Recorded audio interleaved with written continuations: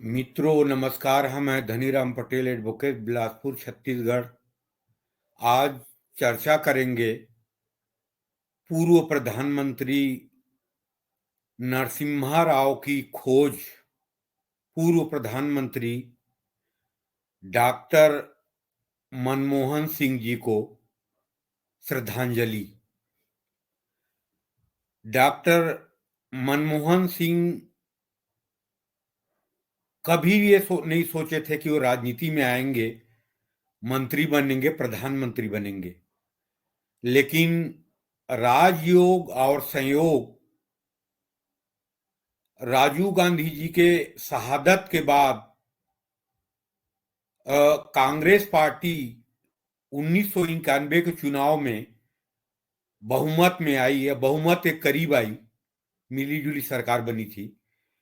और नरसिम्हा राव ने प्रधानमंत्री के तुरंत बाद ये निर्णय कर लिया था कि उनको एक टेक्नोक्रेट वित्त मंत्री चाहिए, और इसके लिए उन्होंने तत्कालीन नौकरशाह अलेक्जेंडर जी से कहा कि मुझे एक टेक्नोक्रेट वित्त मंत्री चाहिए जो वर्तमान आर्थिक स्थिति है उसमें देश को उबार सके और आर्थिक रूप से देश को सक्षम बना सके।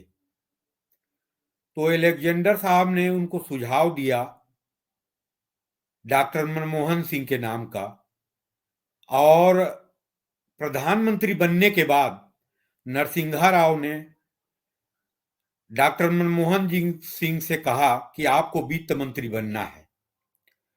और आप लोगों को अवगत होगा कि 90 और 91 के वर्ष में, 1990-91 में भारत की आर्थिक स्थिति इतनी खराब हो गई थी, राजीव गांधी से लेके चंद्रशेखर के समय तक भारत को कम से कम 2-3 अरब डॉलर विदेशी मुद्रा की जरूरत थी, और भारत सरकार के पास फॉरेक्स रिजर्व में मात्र 1 अरब डॉलर के था।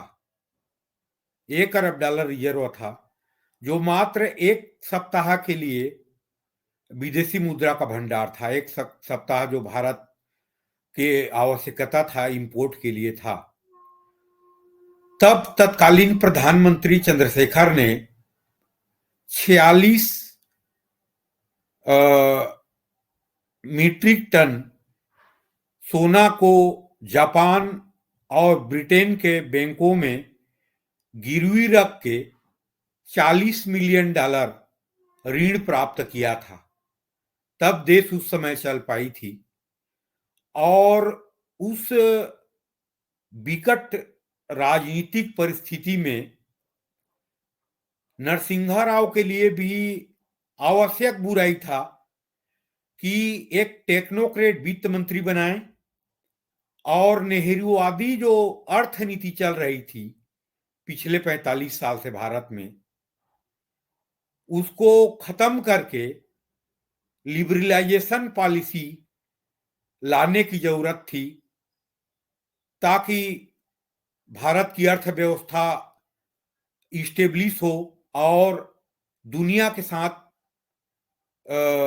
कदम ताल करके चल सके, और फॉरेक्स रिजर्व जो समाप्त होने के कगार पर थी, उसमें फॉरेक्स रिजर्व में सुधार हो। इन सब परिस्थितियों को देखते हुए नरसिम्हा राव ने 1991 में डॉक्टर मनमोहन सिंह को वित्त मंत्री बनाया। उसके पहले वो रिजर्व बैंक के गवर्नर थे, केंद्र सरकार में वित्त मंत्रालय में, वाणिज्य मंत्रालय में आर्थिक सलाहकार थे, कई महत्वपूर्ण विश्वविद्यालयों में वो अर्थशास्त्र के प्रोफेसर रहे। पंजाब विश्वविद्यालय से शुरू किया था उन्होंने।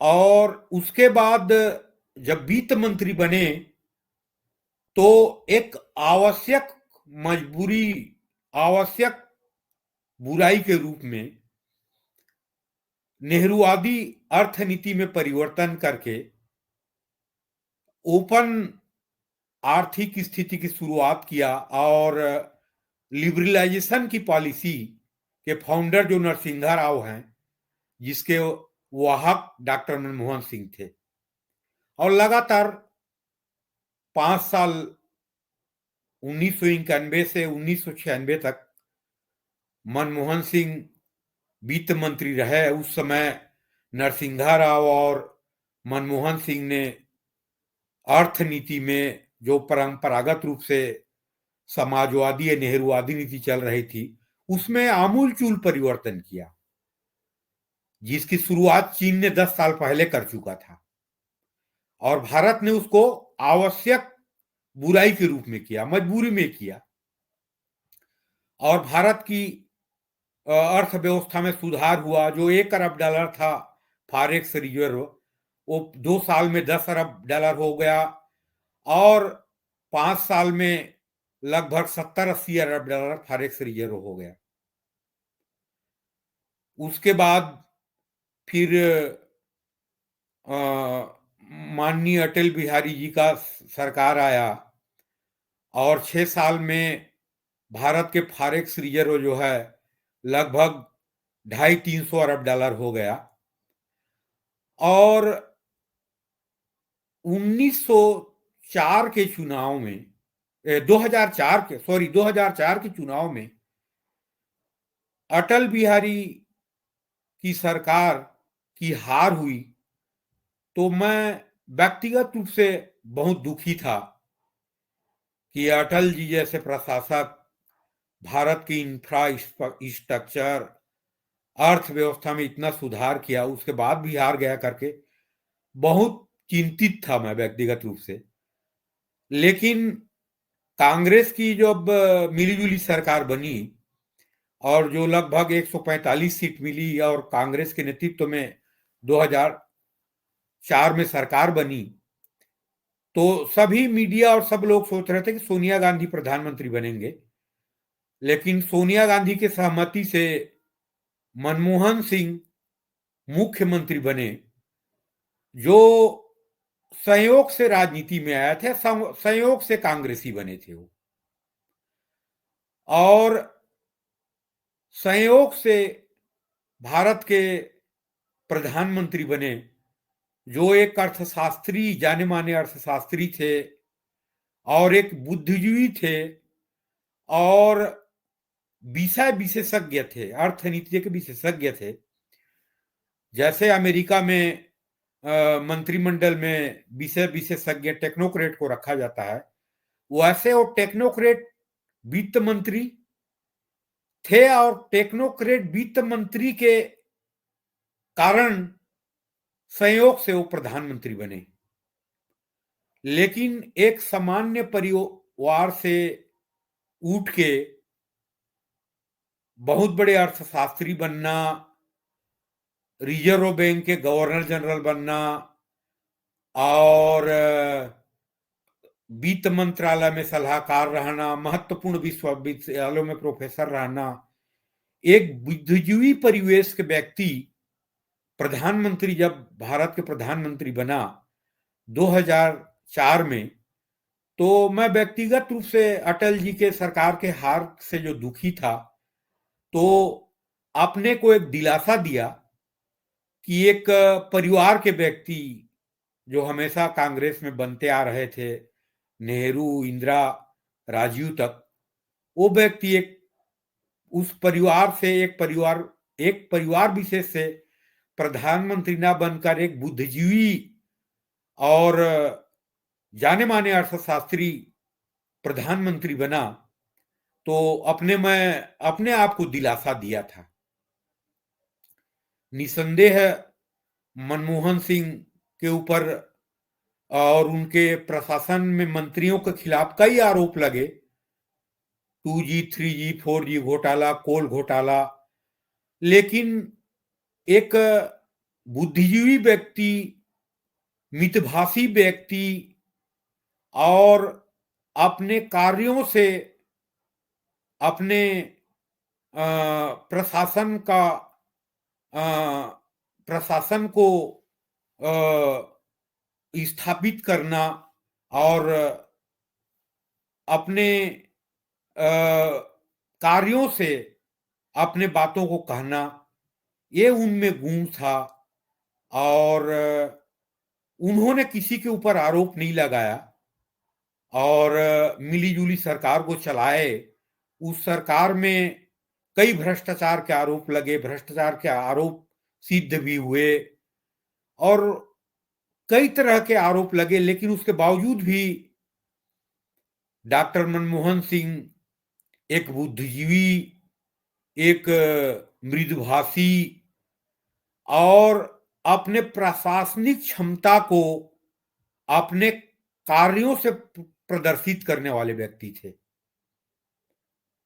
तो एक ऐसे व्यक्ति जो 10 साल प्रधानमंत्री रहे, सिख समुदाय से पहले प्रधानमंत्री थे भारत में और एक प्रख्यात अर्थशास्त्री थे।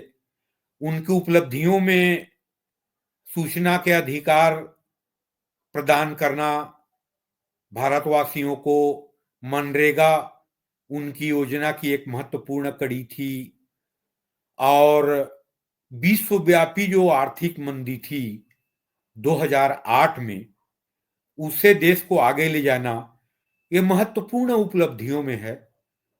तो नरसिंहा राव के, पूर्व प्रधानमंत्री नरसिंहा राव के खोज पूर्व प्रधानमंत्री डॉक्टर मनमोहन सिंह को विनम्र श्रद्धांजलि।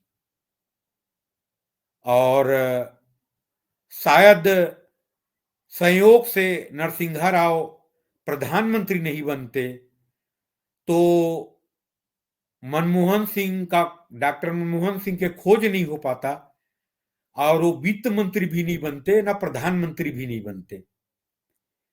तो एक बुद्धिजीवी और मृदुभाषी और अपने कार्यों से अपने व्यक्तित्व को स्थापित करने वाले व्यक्ति और पूर्व प्रधानमंत्री डॉक्टर मनमोहन सिंह जी को विनम्र श्रद्धांजलि।